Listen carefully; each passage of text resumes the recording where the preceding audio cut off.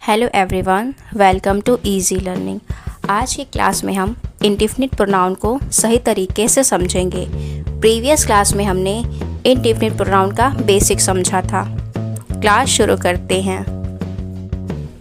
Indefinite pronoun all common examples screen पर दिए गए हैं। ये इंडेफिनिट प्रोनाउन के ऑल एग्जाम्पल्स हैं। इन्हें समझना बहुत ज़रूरी है, जैसे someone, somebody, anyone, anybody, everyone, everybody, no one, nobody, something, anything, everything, nothing, some, any, many, much, few, a few, little, a little, several, all, none, both, either, neither, each, every, one, once, other, others, another। ये indefinite pronoun के कुछ ऐसे words हैं जिन्हें जानना बहुत ज़रूरी है, जिससे आप आगे सही तरीके से समझ पाएं।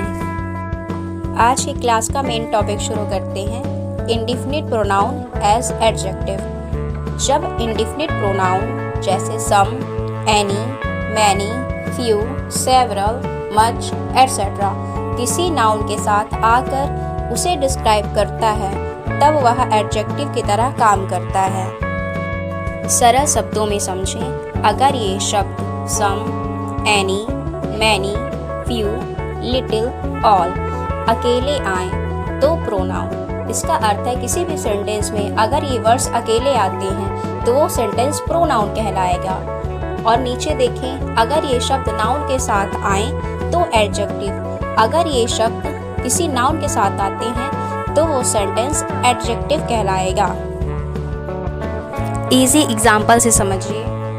पहला, मैनी आर अब्सेंट। यहाँ मैनी अकेला है तो हम इसे कहेंगे इंडेफिनिट प्रोनाउन। दूसरा, मैनी स्टूडेंट्स आर अब्सेंट। यहाँ मैनी प्लस स्टूडेंट्स अगर साथ में है तो हम इसे कहेंगे adjective.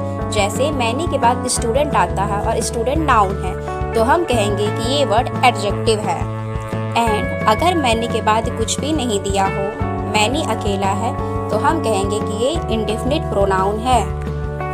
Third example, some are playing. इस सेंटेंस में सम अकेला है, सम के बाद कोई भी नाउन नहीं है, इसलिए ये सेंटेंस इंडेफिनिट प्रोनाउन कहलाएगा। Fourth example, some children are playing. Some के बाद यहाँ पर चिल्ड्रन नाउन के रूप में दिया गया है, इसलिए हम इसे कहेंगे एडजेक्टिव। फिफ्थ एग्जाम्पल, फ्यू वर सिलेक्टेड। इस सेंटेंस में भी फ्यू अकेला है, फ्यू के बाद कोई भी नाउन नहीं है, इसलिए ये सेंटेंस इंडेफिनिट प्रोनाउन है। Sixth example, few students were selected. इस सेंटेंस में फ्यू के बाद स्टूडेंट नाउन के रूप में दिया गया है, इसलिए हम कहेंगे कि ये सेंटेंस एडजेक्टिव है। अगर आपको ये क्लास समझ में आ रही हो तो कमेंट में यस लिखें। आई होप आप ये क्लास समझ गए होंगे। यहाँ पर आपके लिए कुछ प्रैक्टिस क्वेश्चन दिए गए हैं, इनमें से आप प्रोनाउन एंड एडजेक्टिव को आइडेंटिफाई एंड अपना जवाब कमेंट करें। मैं आशा करती हूँ आपको यह क्लास ज़रूर पसंद आई होगी। अगर आपको क्लास पसंद आई हो तो एक प्यारा सा कमेंट करें एंड वीडियो को लाइक, शेयर एंड चैनल को सब्सक्राइब करें। मिलते हैं नेक्स्ट वीडियो में।